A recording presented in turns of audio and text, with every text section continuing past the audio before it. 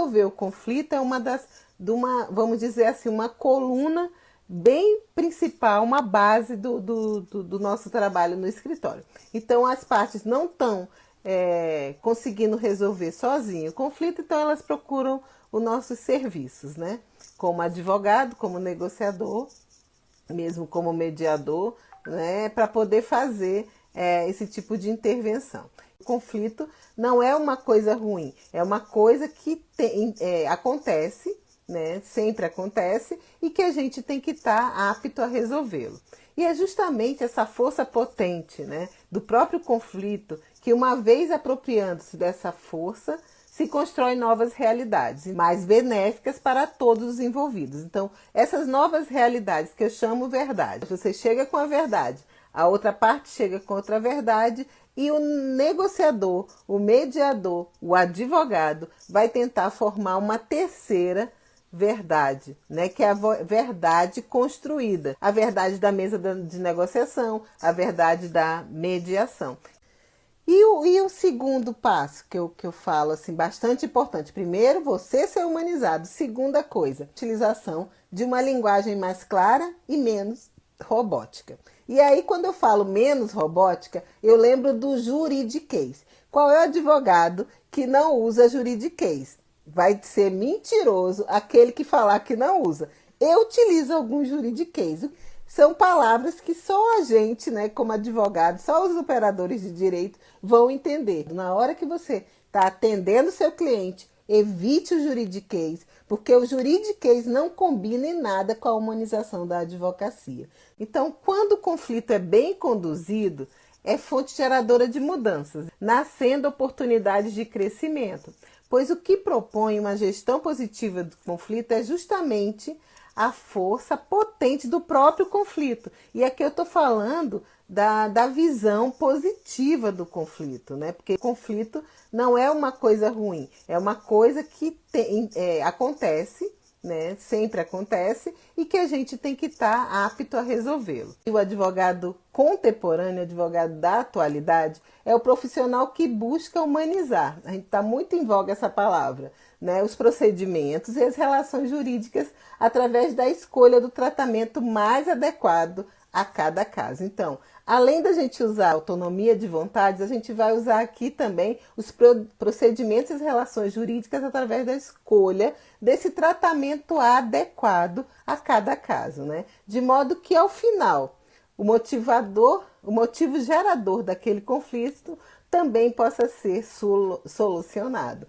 Você tem que ser mais humanizado. Não adianta eu falar aqui, vamos fazer tratamento humanizado, vamos atender os clientes de forma humanizada, mas se você, advogado, não é humanizado, a pessoa mais importante durante o seu atendimento não é você, advogado, é o seu cliente. Preste bastante atenção no que ele vai falar. Escute ativamente. Seja empático, deixe o cliente falar, não corte a fala dele, deixe ele exaurir, né, tudo em relação ao conflito que ele trouxe para você. E procure entender o que a gente faz muito bem na mediação, entender as questões, os interesses e os conflitos. Então, um advogado humanizado, primeiro ele tem que ser ele mesmo humanizado, e na hora que ele é humanizado, ele faz isso que eu te falei. São coisas simples. Escutar ativamente e ser empático. A gente vendo o comportamento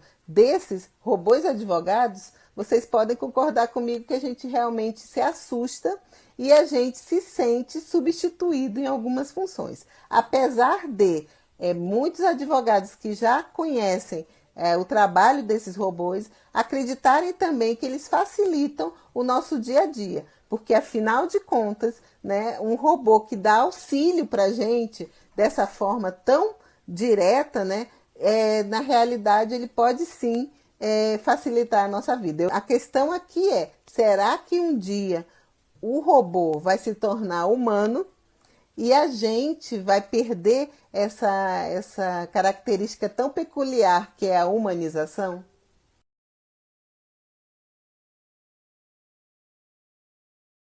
Somos os seres sociais. Essa interação social, né, que pode sim causar um conflito quando a gente tem tudo aquilo que eu já falei, né? Como tem busca por demandas, por motivações iguais, a gente pode levar ao conflito.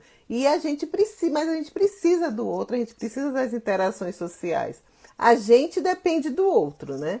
E o outro depende da gente também. E a interação de um com o outro é que pode sim gerar conflitos, como não, né? Pode sim gerar diálogos, né? Como acontece essa transição desse tipo de advogado litigante para uma nova postura do advogado que é necessária, que é uma postura mais de acordo, mais de conciliação, mais humanizado. Como é que a gente faz essa transição de uma coisa para outra se a gente não conhece o outro lado? Então, se você foi formado, né, em uma época, só era ensinado você a brigar, a estudar a lei, a peticionar, né, sem levar em consideração a interdisciplinariedade, os outros métodos, porque já temos, né, faculdades que estão com as disciplinas, né, de negociação, de arbitragem, de mediação.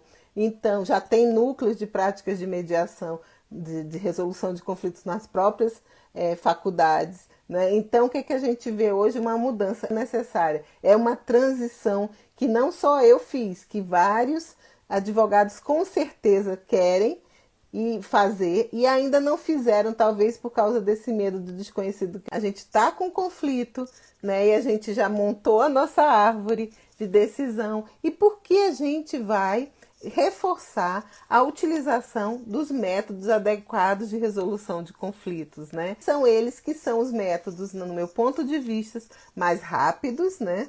E que buscam sim a pacificação social. Não que o judiciário não busque, né? Lógico que o judiciário busca a pacificação social, mas é de uma forma diferente, né? Porque os métodos autocompositivos, os métodos adequados de resolução de conflitos, que é a negociação, a mediação e a conciliação, né? Eles primam mais pelo princípio da autonomia de vontades. Então, são as partes que querem resolver, são elas que fazem o movimento da resolução. E elas fazem esse movimento, vamos dizer assim, sozinhas, né? Sem precisar de um terceiro que decida por elas.